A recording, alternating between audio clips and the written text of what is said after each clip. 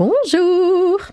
Aujourd'hui, je vous propose un article de Marianne qui revient sur les émeutes. Émeutes, les gangs qui ont mené les pillages ne sont pas forts, seulement ultra violents. C'est un psychologue et psychanalyste qui a du coup parlé, qui a reçu les émeutiers et qui a essayé de comprendre en fait d'où vient leur comportement, pourquoi ils ont tout cassé, pourquoi est-ce qu'ils sont aussi violents. Et c'est ma foi un article très intéressant parce que bon, on l'a vu sur les réseaux et un peu partout. Tout le monde essaye de trouver les raisons de ces émeutes, pourquoi est-ce qu'ils se comportent comme ça. Voilà, personnellement, pour moi, c'est un manque d'éducation. Pour d'autres, c'est parce qu'ils vivent dans la pauvreté et que du coup, voilà, c'est leur seul moyen d'expression. Pour d'autres encore, c'est parce qu'ils sont abandonnés, tout ça. Enfin bon, plein de raisons différentes. Le psychologue et psychanalyste essaye du coup de répondre à cette question. L'article est assez long, donc on part tout de suite, mais c'est très intéressant. Alors, Ruben Rabinovitch, psychologue et psychanalyste, a reçu dans son cabinet des jeunes qui allaient passer en jugement et qui sortaient de prison pour braquage, violence, gnôle, etc. Il tente de percer à jour, avec les outils de la psychologie, les ressorts de la violence. Le manteau de destruction et de pillage qui a recouvert la France ces dernières semaines a produit un effet de sidération sur la société et l'a laissé en état de choc.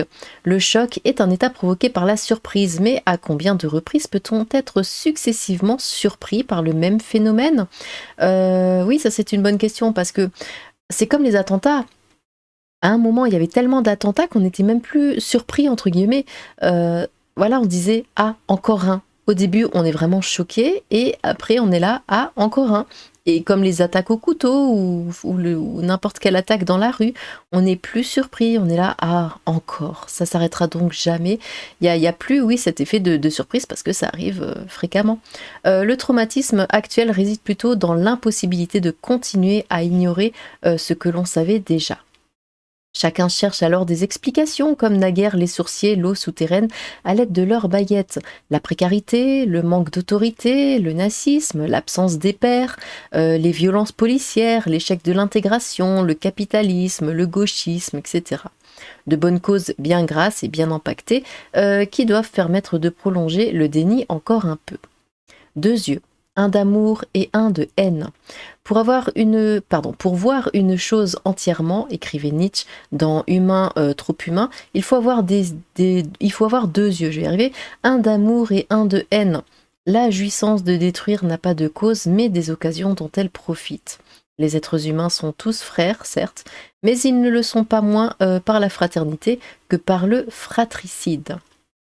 Ce que j'ai pu apprendre du fonctionnement psychique de ces meutes ultra-violentes, de leur cave et de leur clan, de leur jouissance et sa destructivité, de leur organisation familiale et de leurs fantasmes inconscients, je le dois à ma rencontre avec ces individus eux-mêmes, à leurs enfants, aux mères de leurs enfants et à certaines de leurs sœurs qui les ont fuis comme elles l'ont pu, quand elles l'ont pu, dès qu'elles l'ont pu. Durant mes premières années d'exercice, je recevais à mon cabinet de psychanalyste des jeunes gens qui allaient passer en jugement ou qui sortaient de prison, braqueurs, tabasseurs, gnôleurs. Ils ne venaient pas faire une analyse, ils n'en avaient ni l'envie ni les capacités psychiques. Ils venaient récupérer un courrier tamponné de ma main attestant de leur suivi psychologique exigé par le juge comme preuve de leur bonne volonté à se réinsérer.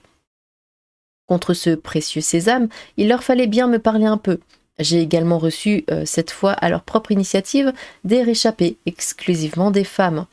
Elles avaient grandi auprès d'eux et malgré eux, s'étaient débrouillées pour obtenir les diplômes qu'elles pouvaient et, dès leur premier salaire, avaient cessé d'espérer et quitté les quartiers pour pouvoir commencer à vivre. L'absence des pères. J'ai reçu enfin, adressé par un généraliste d'Aubervilliers, des enfants, des femmes et des ex-femmes des membres de ces groupes ultra-violents. Le premier petit garçon que j'ai reçu devait avoir 7 ans. La mère avait amené son fils parce qu'au retour d'un moment avec son père, l'enfant s'était mis à flamber d'hallucinations, plus terribles encore qu'à l'habitude. Il faut dire que le père, parti des années auparavant et qui n'en continuait pas moins à terroriser la mère, avait emmené son fils le week-end précédent chez un imam de cave d'immeuble qui avait pratiqué sur l'enfant un effrayant rituel d'exorcisme. Car, au risque de gâcher l'enthousiasme actuel, l'absence des pères dans les quartiers est souvent moins délétère que leur présence. Voici en vrac quelques constatations que j'ai pu faire depuis le poste d'observation qui est le mien. La première chose que je puis dire, c'est que penser que la pauvreté engendre la violence est une considération de bourgeois. La bourgeoisie se flatte en supposant chez ceux qui ne bénéficient pas des mêmes conditions matérielles qu'elle, une détresse qui pousserait légitimement à tous les crimes. La pauvreté aggrave bien des situations, à n'en pas douter, mais elle n'en est pas à l'origine. Jamais. Les enjeux de la violence sont plus complexes, plus profonds, plus inquiétants aussi. Rappelons au passage ce que Baldassare Castiglione, écrivain et diplomate italien de la Renaissance, avait consigné dans son livre du courtisan.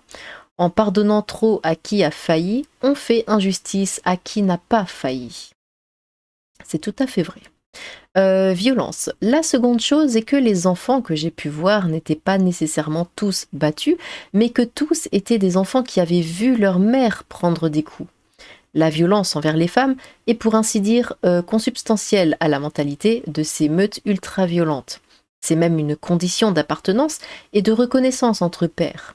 Précisons tout de même que par violence, on ne désigne pas ici celle des stéréotypes de genre, mais bien celle des insultes, des menaces et des coups. Des menaces qui en restent rarement au stade de la menace et des coups qui sont parfois mortels. Les pères ensuite, venons-y donc. Ils ne sont pas si absents qu'on veut bien le dire, les enjeux sont autres. Les pères n'ont souvent pas souhaité l'être. Ils voulaient des relations textuelles et refusaient de mettre des préservatifs parce que leur plaisir doit toujours l'emporter sur toute autre conséquence. Il leur arrive certes d'être absents, mais il leur arrive plus souvent encore de faire de leurs enfants les complices de leurs activités illégales. Un certain nombre ne s'identifient pas psychiquement comme des pères pour leurs fils, mais perversement comme les grands frères caïds de leurs petits frères apprentis caïds. Je me souviens d'un autre petit garçon dont le père avait volé devant lui à d'autres enfants leurs jouets pour les lui offrir. Le petit garçon lui avait répondu interdit « mais c'est à mon copain ». En l'insultant, le père lui avait répondu que ce n'était plus à son copain puisqu'il venait de le lui prendre et avait cassé le jouet devant son fils pour ne pas avoir pris immédiatement part à son association de malfaiteurs. C'est beau, hein? Et que vont devenir ces enfants avec des exemples pareils? Le petit garçon avait bien reçu le message. À l'avenir, il aurait le choix entre être le complice ou la victime de son père. Les pères ne désirent pas que leur fils s'en sorte et devienne du chemin de la brutalité et du gangstérisme qui est le leur. A l'inverse, toute émancipation de leur progéniture serait vécue comme un désaveu personnel et une offense faite au groupe auquel ils appartiennent. Ce n'est pas que l'ascenseur républicain soit en panne, mais que l'école méprisée et haïe n'est pas un lieu pour lequel leurs enfants pourraient s'émanciper, mais l'enclave insupportable d'un clan rival sur leur territoire, le clan de l'État. L'organisation familiale de ceux dont l'impulsivité n'a aucune barrière est montée psychiquement sur le modèle du clan et non sur celui de la famille nucléaire, papa, maman et les bambins. Ne pas prendre la mesure de la différence entre ces univers mentaux serait jeter la discipline anthropologique et le lex de Maurice Godelier aux ordures. Le ghetto et le clan. Ces meutes ne sont pas composées de communautés rassemblant des individus, mais de clans dont les membres forment un même corps, un même organisme. Le clan est travaillé par des fantasmes de fusion. Dès lors, comme l'a lumineusement décrit le psychiatre Maurice Berger, ceux qui en font partie ne sont pas libres de s'éloigner physiquement, géographiquement ou intellectuellement. Toute séparation serait vécue pour le membre comme pour le clan lui-même comme une amputation intolérable et une trahison insupportable. J'ai entendu une patiente raconter comment, dans sa cité, un jeune homme avait été laissé pour mort par un gang d'une autre cité parce qu'il entretenait une liaison avec une fille de chez eux, une fille à eux. De cela, il faut bien en déduire qu'il ne s'agit pas de ghettoisation, mais de séquestration. Dans un ghetto, on est enfermé de l'extérieur. Dans un clan, on est séquestré de l'intérieur. Cela permet de rendre un peu plus lisibles les phénomènes auxquels nous avons récemment assisté. Tout détruire et nuire aveuglément à ceux qui n'ont pas commis de crime ne peut être considéré comme une faute morale que si chaque individu est tenu pour l'unique responsable de ses actes. Puisqu'il n'y a pas d'individu dans la mentalité de ces meutes, ce qui est fait aux membres d'un clan est fait à l'ensemble du clan. Réciproquement, ce qui est fait par le membre d'un autre clan, gang rival d'une autre cité, force de l'ordre, État, l'autre clan en est tout entier responsable sans discrimination. La haine de la police est une haine a priori et non une haine a posteriori.